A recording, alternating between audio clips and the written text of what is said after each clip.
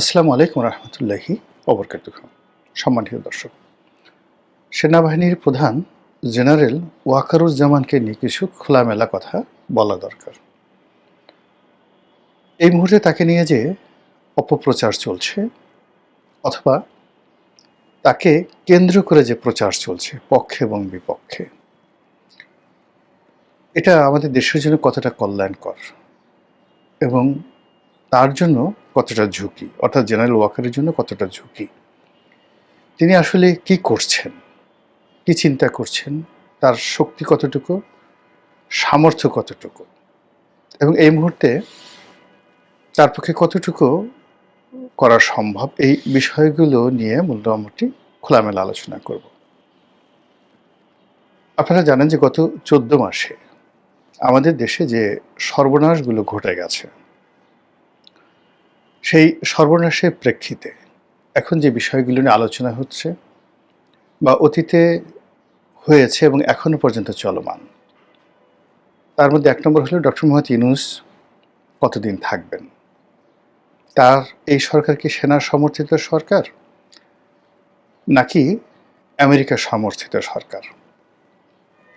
2 নম্বর হলো যে তারেক রহমান সাহেবের সঙ্গে সেনাবাহিনীর সম্পর্ক কেমন, এরপর দেশে কি আরেকটা 1-11 আসবে, -2 ফর্মুলা চালু হবে, দেশে কি জরুরি অবস্থা জারি হবে, সেনাবাহিনীকে ক্ষমতা নেবে, নাকি এখন যেভাবে আছে সেভাবেই থেকে আগামী ফেব্রুয়ারি মাসে নির্বাচন হবে।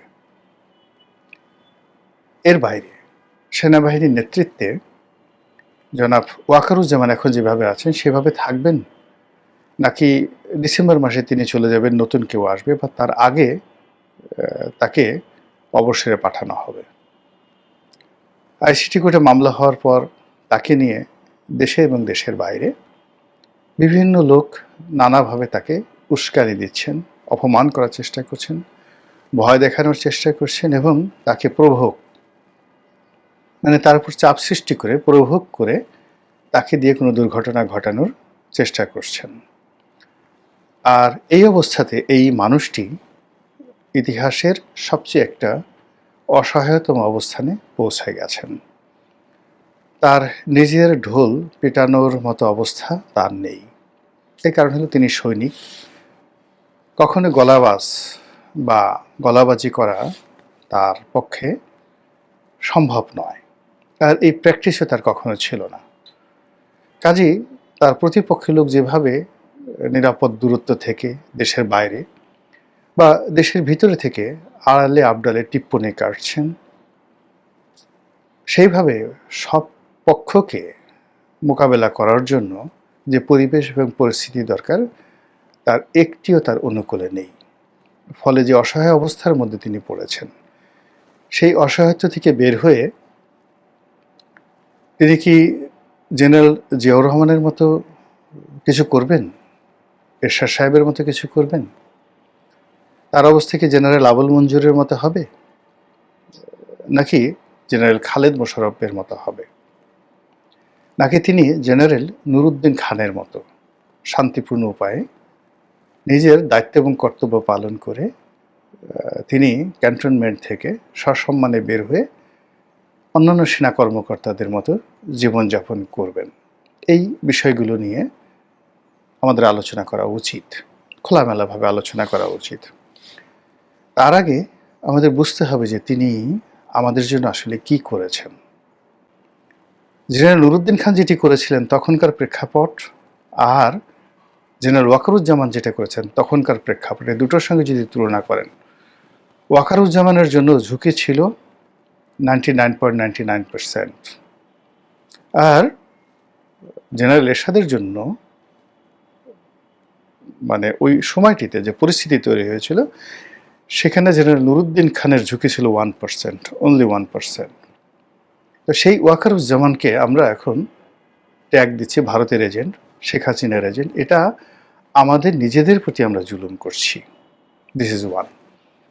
সেকেন্ড থিং হলো, সেনাবাহিনীর মধ্যে আওয়ামীপন্থী বিশাল একটি গোষ্ঠী ছিল এবং এখনো আছে। তার সঙ্গে সঙ্গে জামাতপন্থী আছে, বিএনপি পন্থী আছে। এবং হিজবুত তাহরির যে সমর্থক তারা আছে। এই যে ৪-৫টি গ্রুপ, তার সঙ্গে যারা রিটায়ার্ড সামরিক কর্মকর্তা আছেন, তাদের পন্থী প্রভাবাধীন অফিসাররা রয়েছেন। আপনি চিন্তা করুন যে বিদেশ থেকে ইলিয়াস, পিনাকি কিংবা ওই যে অন্যান্য যে সমস্ত আওয়ামী লীগের লোকজন আছেন, আরও অন্য যারা ইউটিউব করেন, যারা সামরিক কর্মকর্তা, সবাই যে তথ্যগুলো দিচ্ছেন, গোপন তথ্যগুলো দিচ্ছেন, কিভাবে পাচ্ছেন বলেন? ভিতর থেকে এই কথা তো আমরা পাচ্ছি না। নিঃসন্দেহে কেউ না কেউ এই খবরগুলো দিয়ে দিচ্ছেন, এবং সেই খবর দেওয়ার ফলে কি হচ্ছে, জেনারেল ওয়াকারুজ্জামানের টেলিফোন সংলাপগুলো পর্যন্ত ঝুঁকির মধ্যে পড়ে গেছে। এই যে একটি অবস্থা, সেই অবস্থাতে তার যে টিকে থাকা, তিনি যে 14 মাস টিকে আছেন, এটাই আমার কাছে একটা বিস্ময়কর, যেটি খালেদ মোশাররফ পারেননি। খালেদ মোশাররফ মানে 1 মাসও টিকে থাকতে পারেননি, 15 দিনও টিকে থাকতে পারেননি, তাকে চলে যেতে হয়েছে। তো সেই দিক থেকে ওয়াকারুজ্জামান কিন্তু এখন পর্যন্ত টিকে আছেন।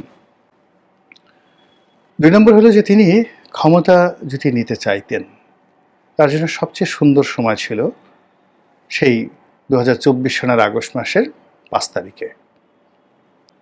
এবং আমাদের এই বাংলাদেশের যারা লোক, শক্তের ভক্ত নরমের জম, এই জাতিকে মানে আপনি এক চিন্তা করেন, এই যে সারা বাংলাদেশে যখন গত কয়েক মাসে ধরে, গত 14 মাস ধরে যখন থরথর করে কাঁপছে সব কিছু, সেখানে রমনা জোনের একজন ডিসি মাসুদ, এক ডিসি মাসুদের যে সাহসিকতা, এবং সে যেইভাবে দৌড় দেওয়াচ্ছে সবাইকে, জাতীয় পার্টিকে যেভাবে দৌড় দেওয়াচ্ছে, যেইভাবে লাঠিপিটা করছে সেই এনসিপির নেতাদেরকে, বুয়েটের পোলাপানদেরকে, যেভাবে সে দৌড়ানি দেওয়াচ্ছে শিক্ষকদেরকে, আপনি দেখেন একজন ডিসির সামনে দাঁড়াতে পারছেন না, কেউ দাঁড়াতে পারছে না, সবাই গালাগালি করছে, মাসুদ তুমি ভালো হলো না বটে।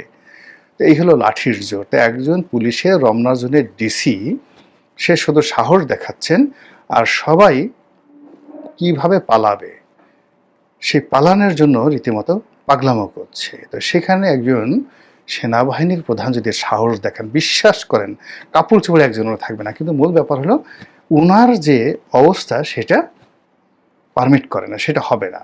হয়তো ওনার পেছনে কেউ আছে, সামনে কেউ আছে, বা ক্যাপ্টেন র্যাঙ্কে কেউ আছে, মেজর র্যাঙ্কে কেউ আছে, হয়তো এরকম সাহসী কী হবে আমরা জানি না। কিন্তু ওনার প্রতি আমরা যে আরোপগুলো করছি, দোষারোপগুলো করছি, আলটিমেটলি এটা ওনার জন্য প্রযোজ্য হচ্ছে না। মূল ব্যাপার হলো উনি সবার সঙ্গে সম্পর্ক রক্ষার চেষ্টা করছেন, কাউকে ক্ষতি করতে চাচ্ছেন না, উনি নিরাপদ এখান থেকে চলে যেতে চাচ্ছেন। আমার অ্যানালাইসিস আসলে এটা মনে হচ্ছে। কিন্তু এগুলো করে কি তার শেষ রক্ষা হবে, এই ব্যাপারে আমি কিছুই বললাম না, শুধু পুরো বিষয়টি আসমানের মালিক আল্লাহর উপর ছেড়ে দিলাম। তিনি যদি ভালো চিন্তা করে থাকেন, ভালো কাজ করে থাকেন, এবং গুড ডিডস থাকে, আমল ভালো থাকে, পৃথিবীর কোনো শক্তি নাই তাকে ক্ষতি করার।